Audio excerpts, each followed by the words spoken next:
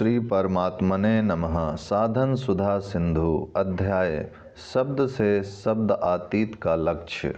संसार की उत्पत्ति तथा प्रतीति होती है। परमात्म तत्व उत्पत्ति का आश्रय तथा प्रतीति का प्रकाशक है। वह सत्ता रूप से उत्पत्ति को आश्रय देता है तथा चेतन रूप से प्रतीति को प्रकाश अर्थात सत्ता स्फूर्ति देता है। उत्पत्ति निरंतर विनाश में तथा प्रतीति निरंतर अभाव में जा रही है, परंतु उनका आश्रय तथा प्रकाशक नित्य निरंतर ज्यों का त्यों रहता है। उत्पत्ति तथा प्रतीति में राग होने के कारण ही उनके आश्रय तथा प्रकाशक का अनुभव नहीं होता, क्योंकि राग होने से उत्पत्ति तथा प्रतीति से आगे दृष्टि जाती ही नहीं। उत्पन्न होने वाला अपने आश्रय को और प्रतीत होने वाला अपने प्रकाशक को नहीं जान सकता, क्योंकि जन्य वस्तु अपने जनक को मान सकती है पर जान नहीं सकती। अतः उत्पत्ति के आश्रय तथा प्रतीति के प्रकाशक को उत्पत्ति तथा प्रतीति मन बुद्धि से संबंध विच्छेद करके स्वयं से ही जाना जा सकता है, क्योंकि स्वयं की उत्पत्ति तथा प्रतीति नहीं होती। इसलिए गीता में आया है, अपने आप से अपने आप में ही संतुष्ट रहता है, अपने द्वारा अपना उद्धार करे। जब स्वयं अपने आप में अपने आप को देखता हुआ अपने आप में संतुष्ट हो जाता है, तात्पर्य है कि वह तत्व स्वसंवेद है पर संवेद नहीं। मन से जो चिंतन किया जाता है वह मन के विषय अनात्मा का ही चिंतन होता है, परमात्मा का नहीं। बुद्धि से जो निश्चय किया जाता है वह बुद्धि के विषय का निश्चय होता है, परमात्मा नहीं। वाणी से जो वर्णन किया जाता है वह वाणी के विषय का ही वर्णन होता है, परमात्मा का नहीं।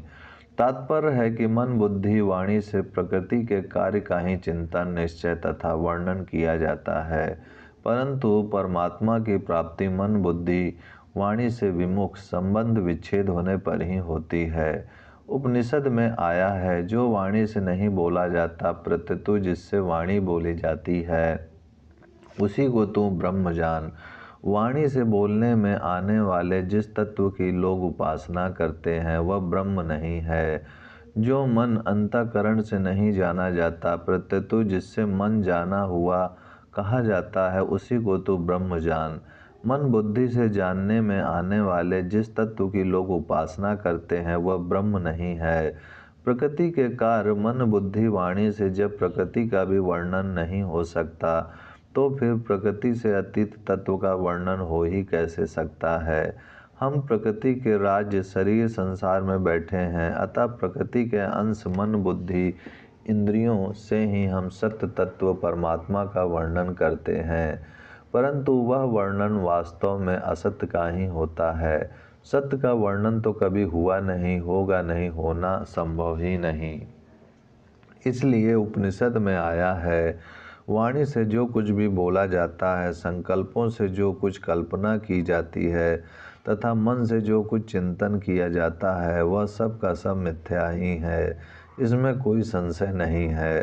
शास्त्रों में संत वाणी में परमात्मा का जो वर्णन हुआ है वह परमात्म तत्व का लक्ष्य कराने के लिए ही है, कारण कि परमात्मा का वर्णन नहीं किया जा सकता प्रत्यतु शाखा चंद्र न्याय से परमात्मा का निर्देश किया जा सकता है।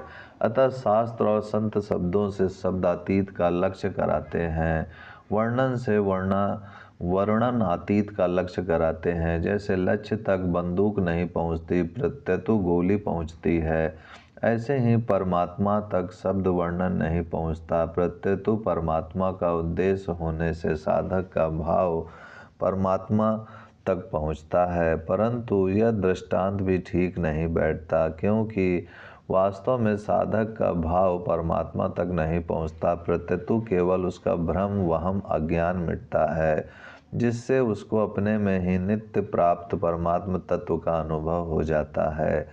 तात्पर्य है कि शब्द परमात्म तत्व की प्राप्ति नहीं कराता प्रत्यतु उसकी अप्राप्ति का वहम मिटाता है। शब्द में अचिंत शक्ति है। जब मनुष्य सोता है तब इंद्रियां मन में, मन बुद्धि में और बुद्धि अविद्या अज्ञान में लीन हो जाती हैं। परंतु जब सोए हुए मनुष्य का नाम लेकर उसको पुकारा जाता है तब वह जग जाता है। अतः शब्द में इतनी शक्ति है कि वह अविद्या में लीन हुई श्रवण इंद्रियों तक भी पहुंच जाता है और मनुष्यों को जगा देता है। अन्य इंद्रियों में तो अपने अपने अपरोक्ष विषय का ज्ञान कराने की ही शक्ति है, पर श्रवण इंद्रिय में अपरोक्ष विषय का ज्ञान कराने के साथ साथ परोक्ष विषय का भी ज्ञान कराने की शक्ति है। तात्पर्य है कि जिस विषय का हम त्वचा से स्पर्श नहीं कर सकते, नेत्रों से देख नहीं सकते, जीभ से चख नहीं सकते और नाक से सूंघ नहीं सकते, उस विषय को भी हम कानों से सुनकर जान सकते हैं। इसलिए सब साधनों में श्रवण की मुख्यता है। कानों से सुनकर ही उसके अनुसार कर्म योग, ज्ञान योग और भक्ति योग का अनुष्ठान करने से हम परमात्म तत्व का अनुभव करते हैं। यद्यपि नेत्रों से शास्त्रों को पढ़कर भी परोक्ष विषय का ज्ञान होता है, तथापि शब्द का भी लिखित रूप होने से वह भी मूल में शब्द की शक्ति ही है। शास्त्र ज्ञान भी जैसा अनुभवी पुरुष से सुनकर होता है, वैसा केवल पढ़ने से नहीं होता। वचन आगले संत का, हरिया हस्ती दंत, ताक न टूटे भरम का, सैंध ही बिनु संत। एक तो शब्द की शक्ति है और एक अनुभव की शक्ति है। अनुभव रहित शब्द तो केवल बारूद से भरी बंदूक के समान है, जो केवल आवाज़ करके शांत हो जाती है, पर अनुभव युक्त शब्द गोली से भरी बंदूक के समान है, जो आवाज़ के साथ साथ चोट भी करती है। इसलिए अनुभवी संत की वाणी का श्रोता पर जैसा असर पड़ता है, वैसा असर अनुभव ना किए हुए पुरुष की वाणी का नहीं पड़ता। शास्त्र में भी आया है कि जिस वक्ता में निम्नलिखित 4 दोष होते हैं, उसकी वाणी का दूसरों पर असर नहीं पड़ता और वह वाणी वास्तविक तत्व का विवेचन भी नहीं कर सकती।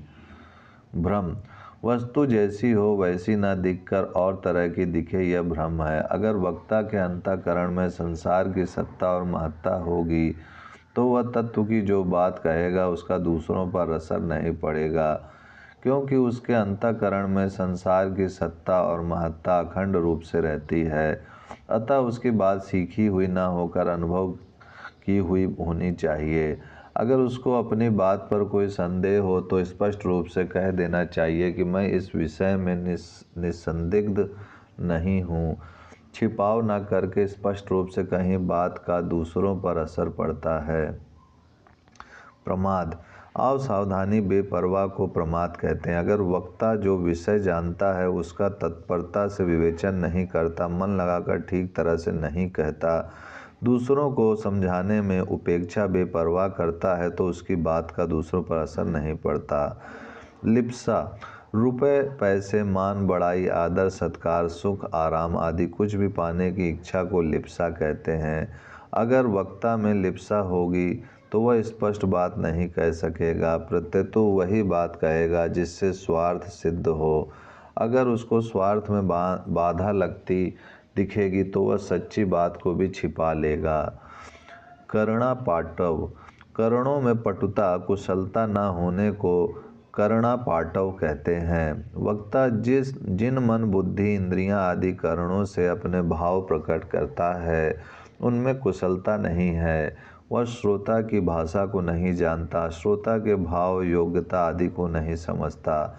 श्रोता को उसकी योग्यता के अनुसार समझाने के लिए वह दृष्टांत युक्ति आदि नहीं जानता, तो उसकी बात दूसरों की समझ में नहीं आती और उसका असर भी नहीं पड़ता। वाणी के इन चारों दोषों से रहित वक्ता बहुत दुर्लभ होता है। शास्त्र में आया है, सैकड़ों मनुष्यों में कोई एक सूर पैदा होता है, हजारों में कोई एक पंडित पैदा होता है, लाखों में कोई एक वक्ता पैदा होता है। दाता तो पैदा हो भी अथवा ना भी हो। ओम शांति शांति शांति।